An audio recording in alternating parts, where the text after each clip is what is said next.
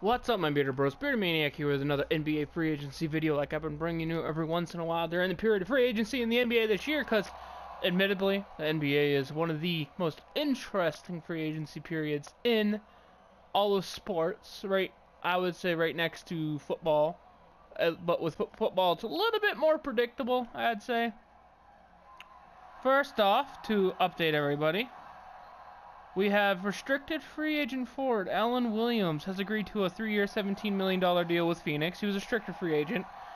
So to stay with Phoenix on a $17 million 3-year deal, I would think is nice because he's not exactly a starter, so it's almost like a prove him deal. Maybe they could trade him for prospects if he proves good enough, because if he proves to be a solid player, then the championship team might be willing to trade some nice draft picks for him. Who knows?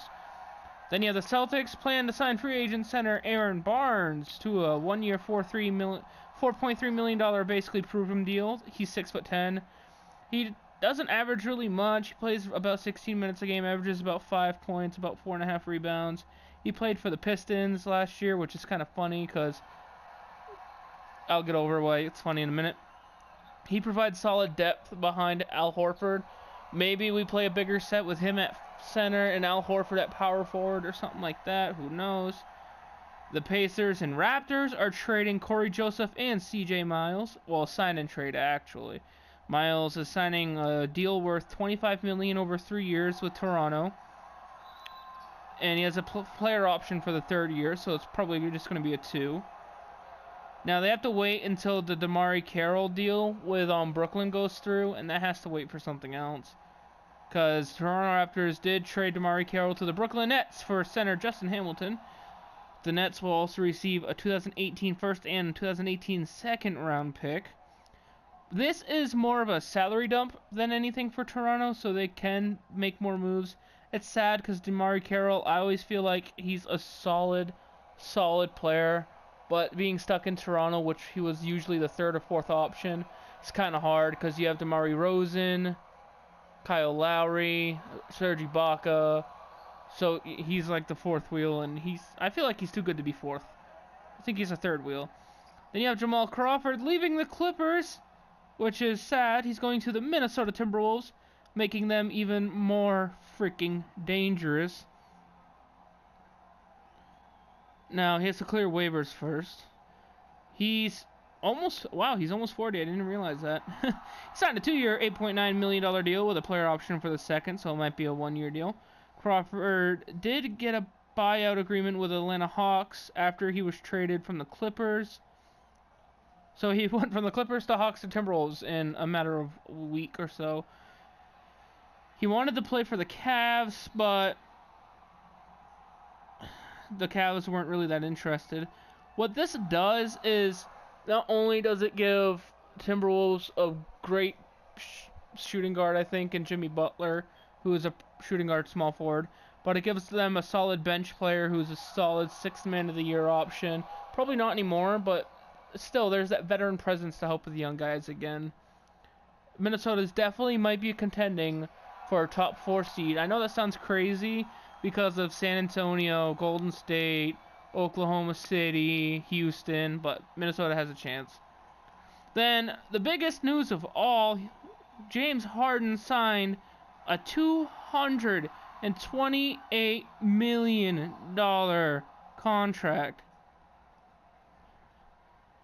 It's a 4-year extension past the 2-year contract he has now, so in essence it's just 4 years on after this 2-year contract. And the 4-year extension carries a value of $170 million. He'll be making $42.5 million average a year. That's insane. He's not even a top 4 player, in my opinion, because you have Durant, Curry, LeBron, and Westbrook. But no, James Harden is now the richest NBA player. The New York Knicks actually are making a move with Tim Hardaway Jr., which is, to me, unexpected, but unexpected because I didn't think the Knicks would be so active. I thought there was a chance they might tank, but they didn't.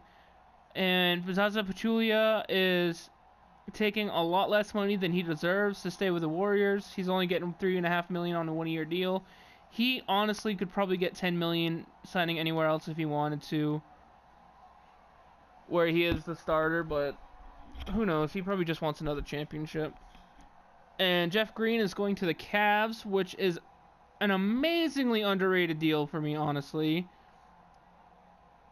I mean, it's the minimum for him, but you could now have a rotation with Green at small forward, LeBron at power forward, maybe Kevin Love at center when you go small ball or whatever, when you have Kevin Love resting, or even Kevin Love injured. Jeff Green could get started into small forward and then LeBron at power forward. It works.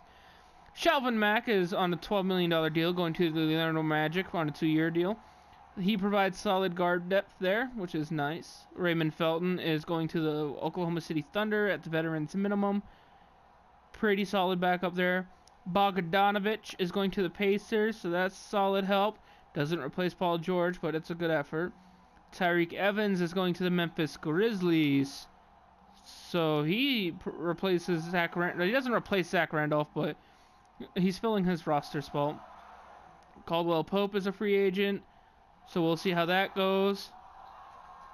And the biggest news of all, the Boston Celtics traded Avery Bradley and a second-round pick to the Detroit Pistons for Marcus Morris to clear up cap space for Gordon Hayward. Now, a lot of people don't agree with this move, but I do. I hate it, though. I agree with it, but I hate it because I was such a fan of Avery Bradley. He was such a Boston man. He was the longest tenured player. He was there for Isaiah Thomas when the whole sister thing happened. But next year, him and Thomas both become free agents, and the Celtics don't have enough money to pay both of them. So instead of losing him next year, they decided to trade him now, get some assets, and still have enough money for Avery Bradley. I mean, for Isaiah Thomas and stuff like that. So it's sad to see him go. Hopefully he has a nice career in Detroit, but who knows? Who knows? James Johnson is going to Miami, which is nice. Vince Carter going to the Kings. I don't know if I went over that. Rudy Gay going to the Spurs. So him and Kawhi at forward. That's a good option if you get rid of LaMarcus. And I think I already went over Olynyk going to the Heat. But anyway, biggest things from this little spree of free agency: the Avery Bradley Detroit Pistons trade, and I would have to honestly say the James Harden extension, and the obvious cash dump that DeMarre Carroll was, which just makes me feel bad for him because it shows like no loyalty. Anyway, guys, the moratorium has ended, so these deals are probably finalized by now, but I will get back to you if there is any more amazing news. If it's just minor re-signings like some of this was and minor free agents, I probably won't do another video. Anyway, guys, let me know who you think has improved the most in the off-season. Don't forget to leave a like, comment, subscribe. Don't forget to share this channel with your friends because we go through this shit every damn week. We'll talk about anything. Anyway, guys, thank you for watching. I'll see you guys in the next video. Peace.